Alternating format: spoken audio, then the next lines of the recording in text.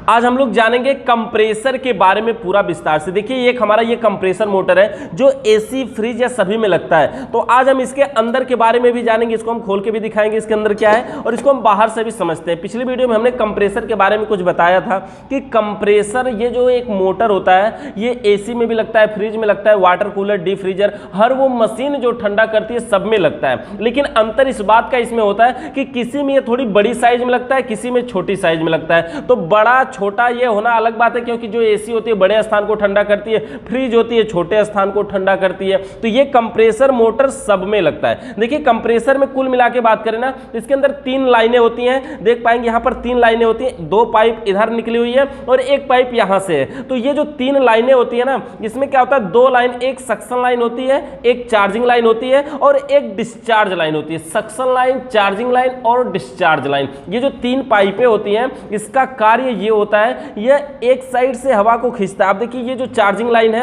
यहाँ पर देख पाएंगे ये बंद है, तो ये बंद रहती है। इसके द्वारा जब इसमें हम गैस या ऑयल भरते हैं तभी इसका प्रयोग किया जाता है। और उसके अलावा ये जो सक्शन लाइन है, तो सक्शन लाइन का कार्य होता है ये गैस को, हवा को खींचता है। नाम से ही पता चला ना, सक्शन लाइन, सक्शन का मतलब क्या हुआ, अपनी तरफ खींचेगा वहां से। और डिस्चार्ज लाइन, तो यहाँ पे ये देख पाएंगे ये वाली पाइप जो है ये डिस्चार्ज लाइन है, यानी यहां से हवा को क्या करेगा, बाहर फेंकेगा। तो सक्शन लाइन और डिस्चार्ज लाइन और चार्जिंग लाइन 3 लाइनें होती हैं। एक साइड से हवा को खींचता है और दूसरी साइड से हवा को बाहर निकाल देता है, फेंक देता है। जैसे देखिए, जैसे इंसान की खोपड़ी की तरह ये देखने में लग रहा है ना, उसी प्रकार से बहुत ही महत्वपूर्ण भाग होता है। किसी भी प्रकार की अगर इसमें खराबी हो जाए तो ये कभी बनता नहीं है, मतलब ये रिपेयर नहीं होता है, इसको चेंज करना पड़ता है, बदलना पड़ता है। और इसका कारण ये है कि इसको खोलने के लिए जगह नहीं मिलती है। यहां पर देख पाएंगे, अगर हम यहां पे आपको खोल के दिखा रहे हैं ना, तो ये खोला नहीं गया। यहां पर क्या हुआ, ये काट करके निकाल दिया गया, ग्राइंडर मशीन से इसको काट के निकाला गया है, क्योंकि ये खुलता नहीं है। और अगर एक बार जब इसको काट के निकाल दिया गया तो अब हम दोबारा इसको वेल्डिंग नहीं कर पाएंगे, इसको जोड़ नहीं पाएंगे। तो ये जो कंप्रेसर मोटर है थोड़ा खराब हो चुका था, तो हमने सोचा इसको हम अब इसके अंदर के पार्टों को आपको दिखा देते हैं कि इसके अंदर कौन सी क्रिया होती है जिसकी वजह से एक साइड से गैस को खींच के दूसरी तरफ फेंकता है।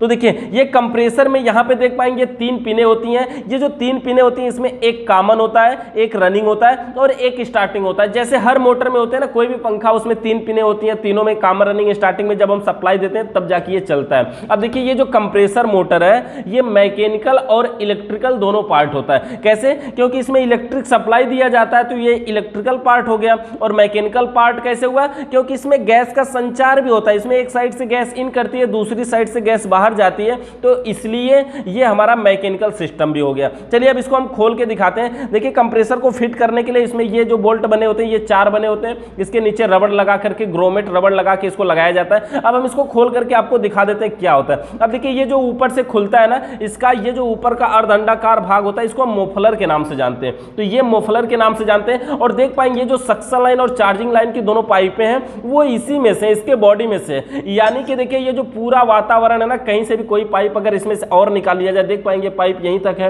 ये यहीं तक है। ऐसा नहीं कि इसमें तो तोड़ दिया गया है, ये वहीं तक है ही। तो इसमें देखिए, इसमें अगर एक और इधर भी खोस के निकाल लिया जाए, इधर से भी खोस के बना के निकाल लिया जाए, तो वो सब सक्शन लाइन का ही काम करेगी, क्योंकि ये पूरा वातावरण सक्शन लाइन का हो जाता है। डिस्चार्ज लाइन कैसे फेंकता है वो आपको यहां से दिखाएंगे कि इसमें अंदर ज्वाइंट होता है।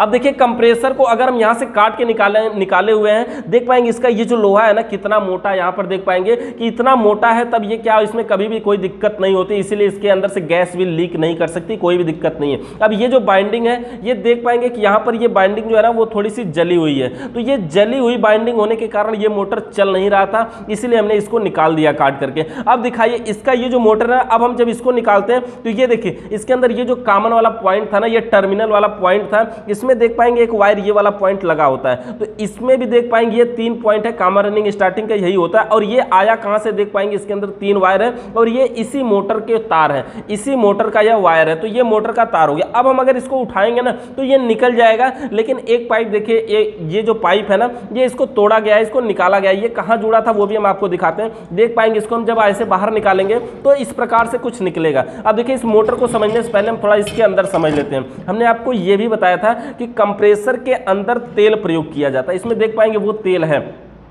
कंप्रेसर के अंदर तेल प्रयोग किया जाता है तो आप इसमें देख पाएंगे कि वो तेल है, तो ये जो तेल होता है ये पॉलिएस्टर ऑयल होता है। तो ये कंप्रेसर तेल से तो चलता नहीं है, लेकिन हाँ ये रिपेयर होने के लिए रहता है। तो जब ये इसमें मोटर इस प्रकार से रहता है ना, तो ये वाला जो पॉइंटर होता है, ये वाला जो पॉइंटर होता है वो इस तेल में डूबा होने के कारण क्या होता है, जब ये चलता है तो ये तेल ऊपर तक भी थोड़ा उठाता रहता है। तो क्या होता है, इसकी जो मशीनें वो रिपेयर होती रहती हैं। और इसके अंदर देख पाएंगे 4 स्प्रिंग लगी हुई है, ये चारों स्प्रिंग पे ये मोटर टिका होता है। अगर ये स्प्रिंग नहीं होती तो क्या होता है ना, ये मोटर अगर डायरेक्ट इसकी बॉडी में टच होता तो जब मोटर चलता तो वाइब्रेट करता, और वाइब्रेट करता तो पूरी बॉडी वाइब्रेट करती, और जब बॉडी वाइब्रेट करती ना, बॉडी हिलती ना, तो फ्रिज भी हिलती। इसलिए ये 4 स्प्रिंग के ऊपर आधारित होता है और चारों स्प्रिंग पे रुका होता है, जिसकी वजह से अगर ये मोटर हिलता है तो स्प्रिंग एडजस्ट कर लेती है, जिससे ये बॉडी को नहीं हिलने देती। और तेल इसके अंदर है, ये रिपेयर होने के लिए है। और ये डिस्चार्ज लाइन की जो बात है, ये डिस्चार्ज लाइन की पाइप देख पाएंगे यहाँ पर, तो यहाँ से आई हुई है और यहीं पे है रुकी हुई है डिस्चार्ज लाइन की पाइप।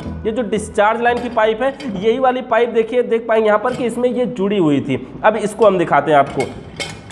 ये जो पाइप इसमें जुड़ी हुई थी, यहाँ से क्या होता है, डिस्चार्ज लाइन है तो यानी गैस निकलती है, और ये मोटर है हमारा, ये मोटर चलता है। देख पाएंगे यहाँ पर, इस मोटर को हम घुमा के भी दिखा दें आपको, ये मोटर जो है ना वो चलता है, यहाँ से देख पाएंगे। अब जब ये मोटर चलता है तो गैस कैसे बनाता है, इसके अंदर और भी पार्ट होते हैं, नीचे के पार्टों को देखें, इसके अंदर पिस्टन लगा होता है, सिलेंडर लगा होता है, कनेक्टिंग रॉड लगा होता है, और भी बहुत कुछ लगा होता है, वाल्व प्लेट, डिस्चार्ज रीड, इसमें बहुत सारे पार्ट लगे होते हैं। अब देखिए ये मोटर हो गया हमारा, और इसका यही है डिस्चार्ज लाइन। अब सक्शन लाइन का है, देखिए पूरे वातावरण से ही सक्शन लाइन करता है ना, ये हवा को खींचता कहां से, इसमें से। ये देख पाएंगे यहां पर 2 पॉइंट आपको दिख रहे हैं ना, ये वाला जो पॉइंट है ये डिस्चार्ज लाइन है, क्योंकि ये पाइप देख सकते हैं, ये पाइप इसमें जुड़ जाएगी तो वो डिस्चार्ज लाइन है। और ये जो पूरा खुला हुआ है ये सक्शन लाइन है। तो जब ये पूरे खुले में से हवा को खींचेगा तो इसकी जो बॉडी होगी, जब वो बंद होगी तो वो पूरे में से हवा को खींचेगा। इसीलिए हमने कहा कहीं पर भी अगर आप लीकेज कर देते हैं तो वहां से वही सक्शन लाइन बन जाता है। और सक्शन और चार्जिंग दोनों एक ही होता है। जब हम कोई कंप्रेसर नया खरीद के लाते हैं ना, तो उसमें कौन सक्शन है कौन चार्जिंग है ये कोई कंफर्म नहीं होता, किसी को सक्शन किसी को चार्जिंग बना लेते हैं, कोई भी दिक्कत नहीं होती है। अब देखिए यहाँ ये हमारा हो गया सक्शन लाइन। अब यहीं से हवा को ये क्या करता है, यहाँ से हवा को बाहर फेंकता है, और जब यहाँ से हवा बाहर निकलती है तो किस प्रकार से फेंकता है वो दिखाएं आपको, कि जब ये हम इधर से घुमा रहे हैं, देखिए इसको हम एक साइड से इधर से हम घुमा रहे हैं, तो जब हम घुमा रहे हैं तो ये देख पाएंगे आप, ये किस प्रकार से घूम रहा है, और ये घूम रहा है तो ये गोल में घूम रहा है, लेकिन इसके अंदर एक पॉइंट है वो देख पाएंगे ऐसे ऊपर नीचे हो रहा है, यानी कि इसमें ये ऊपर नीचे हो रहा है। तो इसमें जब वो पंपिंग करता है ना, तो पंपिंग करने के कारण ही क्या होता है कि वो प्रेशर बनाता है। तो इसी प्रकार से देखिए जब ये मोटर चलता है तेज गति से तो प्रेशर बनाता है, और डिस्चार्ज लाइन से यहाँ से हवा को फेंकता है और यहीं से वो बाहर निकल जाती है। और जो बाइंडिंग होता है इसमें भी देख पाएंगे, जो सलाट होता है ना, ये 24 सलाट का एक मोटर होता है, और इसकी बाइंडिंग नॉर्मल मोटर की बाइंडिंग की तरह किया जा सकता है। लेकिन सबसे बड़ी बात, सबसे बड़ी प्रॉब्लम ये है कि ये मोटर जब खुलेगा नहीं तो हम मोटर ये पाएंगे कैसे, बाइंडिंग करेंगे कैसे, इसीलिए इसकी हम बाइंडिंग नहीं कर सकते हैं। तो इसलिए इसकी हम बाइंडिंग नहीं कर पाते। तो इस प्रकार से ये जो हमारा कंप्रेसर मोटर है वो कार्य करता है। इसके अंदर और कुछ नहीं होता है, देख पाएंगे यहाँ पर ये नॉर्मल होता है, 3 पिनें होती हैं, 3 लाइनें होती हैं।